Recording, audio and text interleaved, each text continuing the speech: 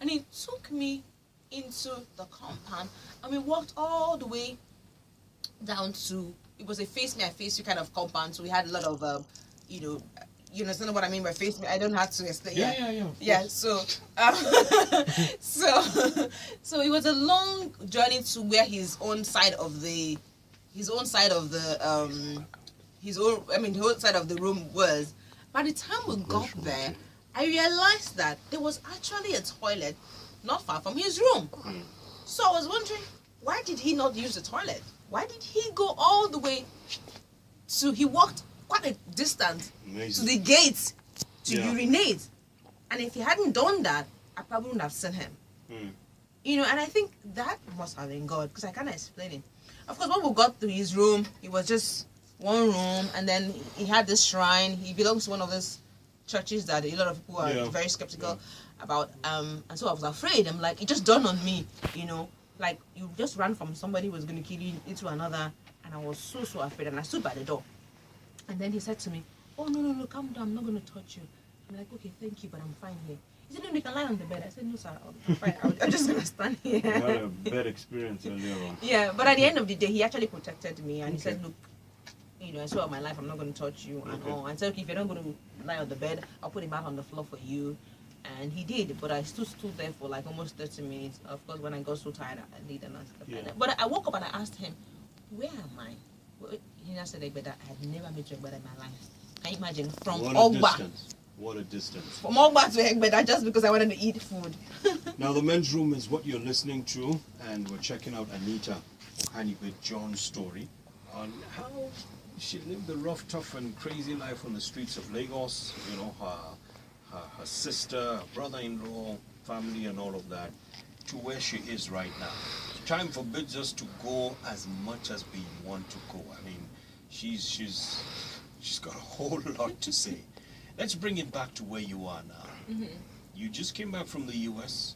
You came back from the UK, and you've got your thing going right now called Apex Laurel. Yeah, Apex Laurel Limited. Talk us through that briefly as we wrap up, because we're bringing it to this point, to see how far you've come to be where you are. It could have been hopeless. In fact, it was hopeless for you, but here you are right now. Talk us through that briefly as we wrap up. Yeah, like you said, it was hopeless until I found God, and my turning point started when I met God. And I was on the street, and at that time it was the boundary between Lagos State and Ogun State. And I didn't even know how I got there, really. That was another long story. But there I was living in a place that could best be described as slum. But I love children, so I made friends with some mothers around, and I would play with their kids and all. And one day I went to one of the ladies, the house, and then I found call a bulletin, church bulletin or something. When I saw it, I really cannot articulate into words how I felt.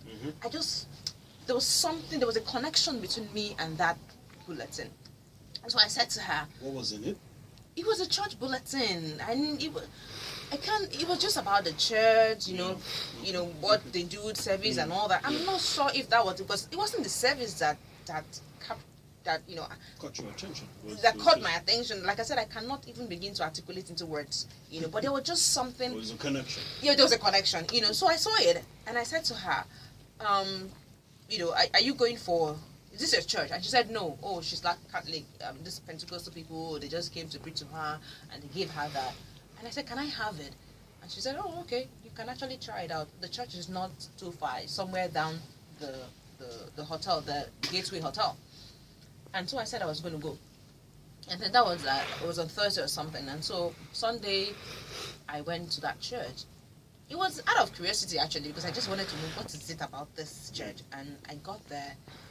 Long story short, they made altar call and I found myself in front. I didn't even know what it was called. I just knew that I needed to do something, And from that very moment, I felt this peace that supersede, like Bible calls it, supersede human understanding, I felt this love that, only the love I've been seeking from my sister, from my father, it was as if that love overshadowed me that day, and that made all the difference. And so I continued to go to that church even while still living in that slum. And one day the youth pastor said to me, he wanted to find out where I lived at that time. And I said to him, no, you don't want to do that. He said, no, he's curious, he wants to go.